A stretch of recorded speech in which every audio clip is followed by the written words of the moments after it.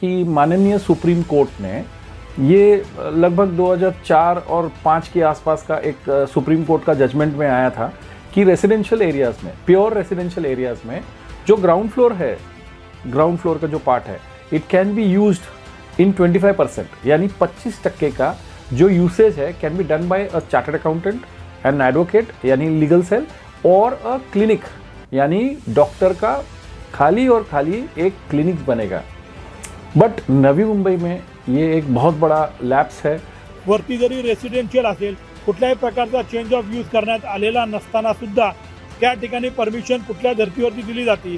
एखाद्या घराला जर टाउन प्लॅनिंगची NOC नसेल किंवा चेंज ऑफ यूज नसेल तर त्या ठिकाणी आपल्याला परवानगी देता येत नाही। आणि हॉस्पिटलचा ॲक्ट वेगळा आहे।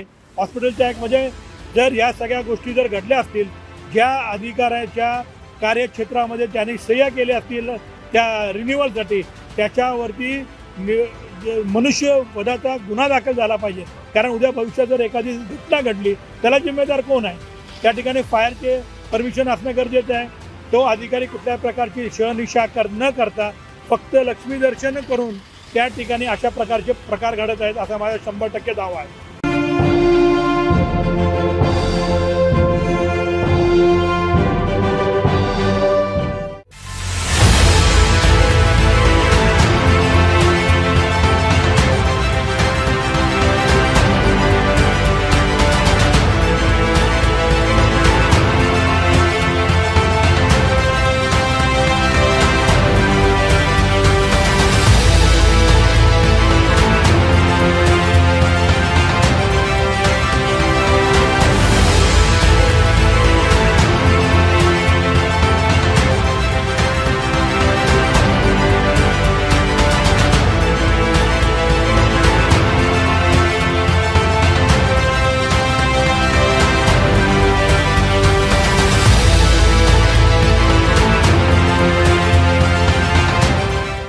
नमस्कार। Maharashtra safety end fire act 2006, ये दोस्तों मैं इसलिए बोल रहा हूँ क्योंकि अक्सर एक चीज़ देखा गया है कि एक हमारा गवर्नमेंट का एक नियम है, जिस नियम के आधार पर किसी बिल्डिंग्स या स्ट्रक्चर्स, RCC स्ट्रक्चर्स या हॉस्पिटल्स बोलिए, जो हॉस्पिटल जो RCC स्ट्रक्चर्स पे जो खड़े हैं, इसके ऊपर एक प्रोविज़न है फायर एक्ट का, जिसमें इनको लाइसेंस लेना पड़ता है ताकि एक्चुअली ये अपना हॉस्पिटैलिटी जो है सर्विसेज और मेडिकल सर्विसेज जो है ये रन कर सके। तो अक्सर आप लोगों ने रोज़, मतलब हर साल आपने 1 या 2 किस्से आपने सुने होंगे। रिसेंटली कोविड में आपने भांडुप मॉल में देखा था कि किस तरीके से हादसा हुआ। इसके अलावा ESIC हॉस्पिटल जो 2018 में एक केस हुआ था। इंसिडेंट्स होते हैं, फैटेलिटीज़ होती है, डेथ्स होते हैं। एज यूजुअल गवर्नमेंट एक्चुअली उसके ऊपर इंक्वायरी बिठाती है, पर ये जो इम्प्लीमेंटेशन है ये हमेशा देखा गया है कि ये अक्सर इसको लैप्स में रखा गया है। दिस इज़ पॉइंट नंबर 1। अब नवी मुंबई में अगर हम गौर तलब करें तो नवी मुंबई महानगर पालिका के क्षेत्र में बहुत सारे ऐसे हॉस्पिटल्स हैं जिनका फायर प्रोविज़न, अगर आपने शायद हाँ, हमने एक इन्विटी को बुलाया है, वो इन्विटी इसके ऊपर बात करेंगे और उनका एक प्रतिक्रिया जानेंगे कि एक्चुअली नवी मुंबई में हॉस्पिटल सर्विसेज में कहाँ लैप्सेस है और कहाँ एक्चुअली लैकूनाज है, जिसके ऊपर हमारे जो म्युनिसिपल कमिश्नर है, हम उनको अपने चैनल के माध्यम से उनको थोड़ा सा इसके ऊपर विषय लाएंगे ताकि एक्चुअली वो ये देखकर समझ जाए कि इश्यूज़ क्या है लोगों का और टैक्स पेयर्स का।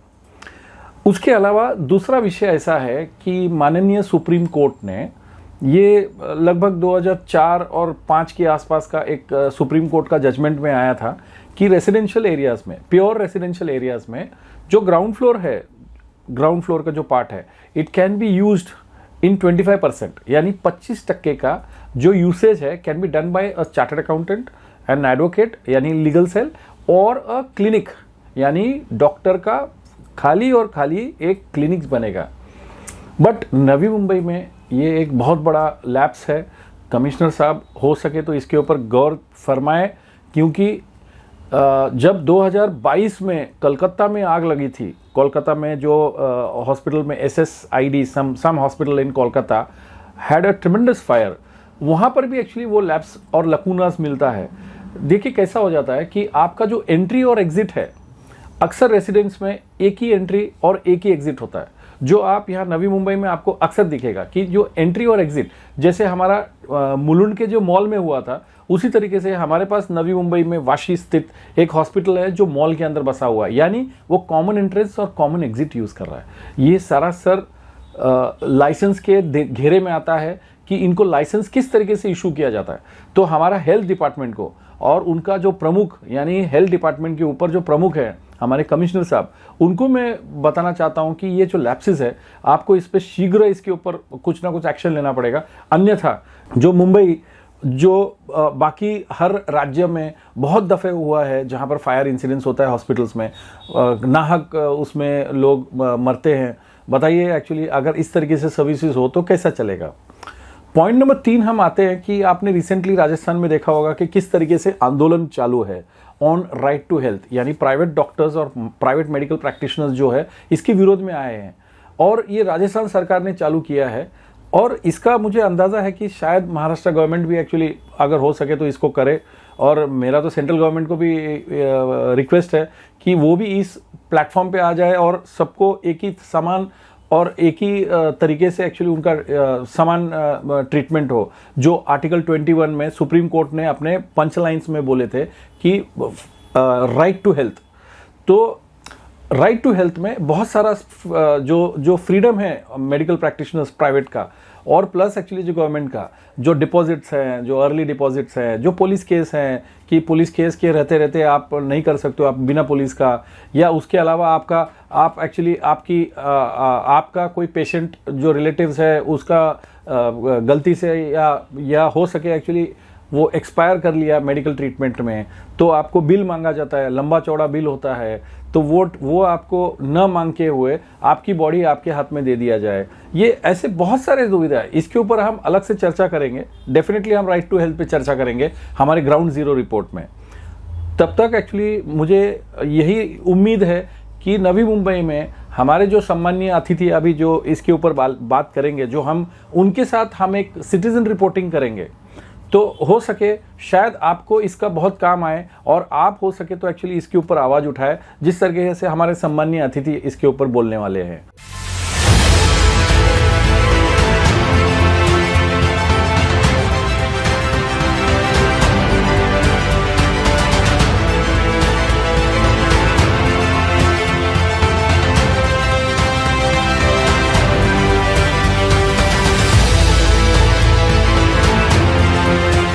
मुंबई महानगरपालिकेमध्ये आता सध्याच्या परिस्थितीमध्ये आरोग्य विभागाचा बोजवारा उडालेला आहे।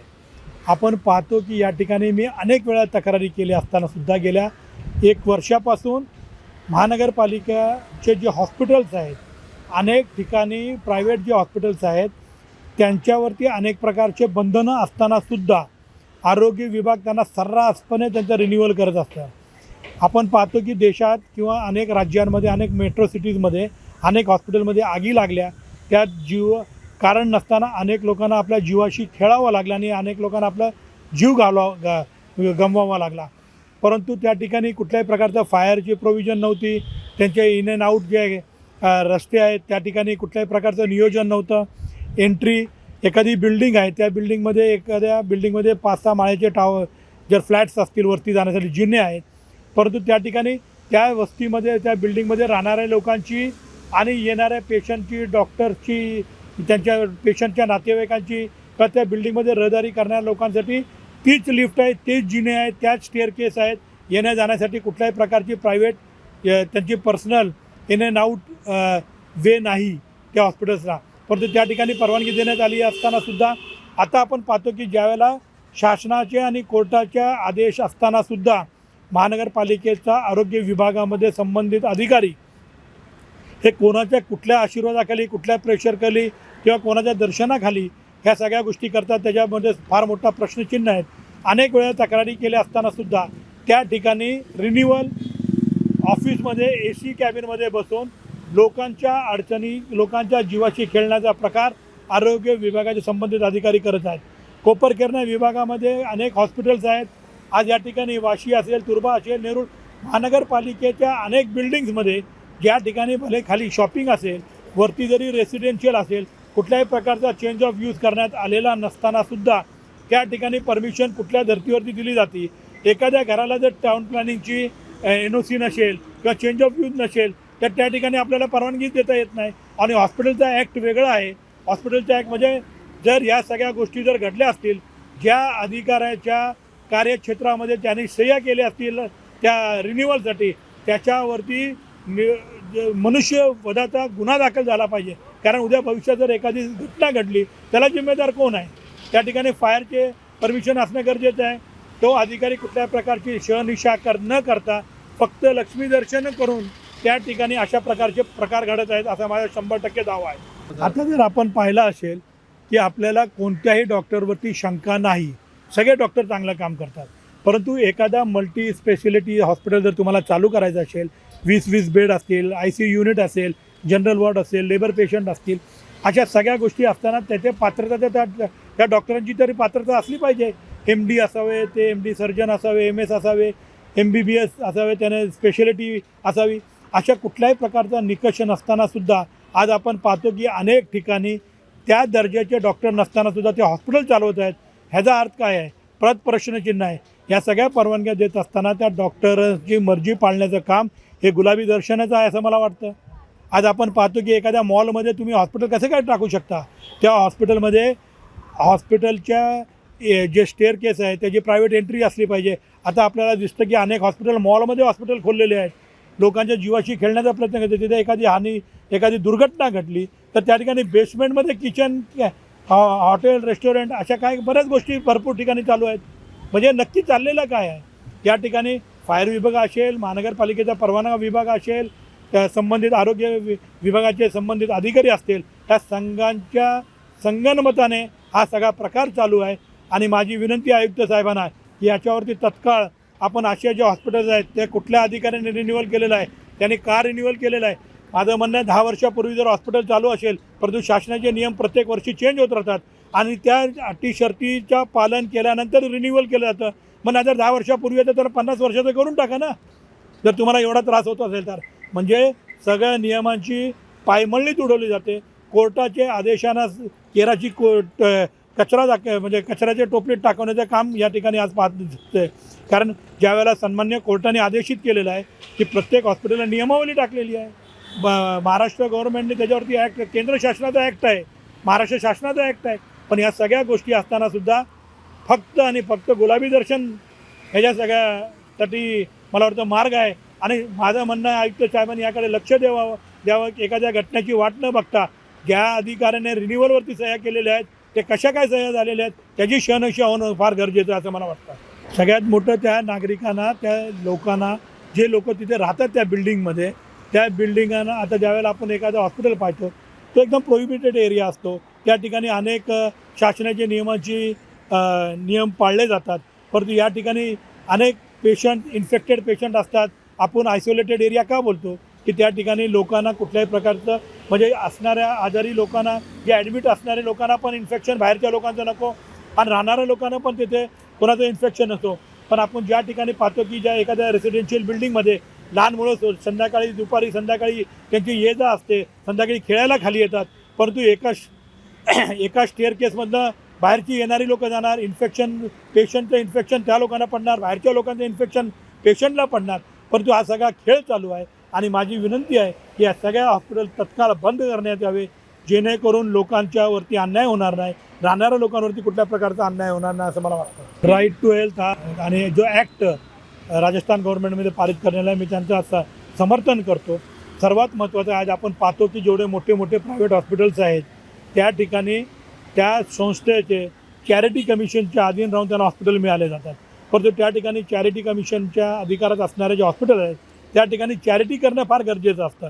त्याची नोंद त्या अल्प ह्याचे जे पेशंट असतील, ज्या येल्लो कार्ड असेल किंवा अनेक स्कीममध्ये असतील, ज्यांची पात्रता त्या स्कीममध्ये येते अशा लोकांना पण चॅरिटी कमिशनच्या अधीन राहून असतानासुद्धा हॉस्पिटल कुठल्याच प्रकारचे सेवा देत नाहीत. आणि राहिली गोष्ट चॅरिटीच्या व्यतिरिक्त जे प्रायव्हेट हॉस्पिटल आहेत त्या ठिकाणी ते हॉस्पिटल आवाच्या सवा रेट्स आहेत. तर कुठल्याही प्रकारचं रेट कॅपिंग नाही, कुठल्याही प्रकारच्या औषधांवरती बंधन नाही. महानगरपालिका नाही तर महाराष्ट्र राज्याने तुम्हाला कुठल्या प्रिस्क्राईब केलेले औषधं तुम्ही कुठल्याही मेडिकल शॉपमधून घेऊ शकता असा अध्यादेश असताना सुद्धा आज आपण पाहतो की त्यांच्याच मेडिकल शॉपमध्ये औषध घेतलं पाहिजे, त्यांच्याच लोकांकडनं ते औषधं आणली पाहिजे आणि औषधं किती औषधं घेतात त्याची काही थांगपत्ता नसतो, फक्त बिलं भरत राहायची असं लोकांच्यावरती अन्याय चालू आहे. आणि महत्त्वाचं म्हणजे राईट टू हेल्थ जे ॲडमिशन झाले पाहिजे प्रायव्हेट हॉस्पिटलमध्ये सुद्धा त्या टक्केवारीमध्ये समजा जिथे बेड असतील तिथे 10% रिजर्वेशन, 2 बेड 4 बेड त्या सामान्य लोकांना न्याय देण्याचं काम त्या ठिकाणी झालं पाहिजे आणि त्याची अंमलबजावणी लवकरात लवकर व्हावी. माझं आयुक्त साहेब तसेच सन्माननीय मुख्यमंत्री साहेबांनाही माझी विनंती आहे की अशा प्रकारचा निर्णय घेऊन आपणही महाराष्ट्रात लोकांना न्याय देण्याचं काम द्याल अशी मला आशा वाटते.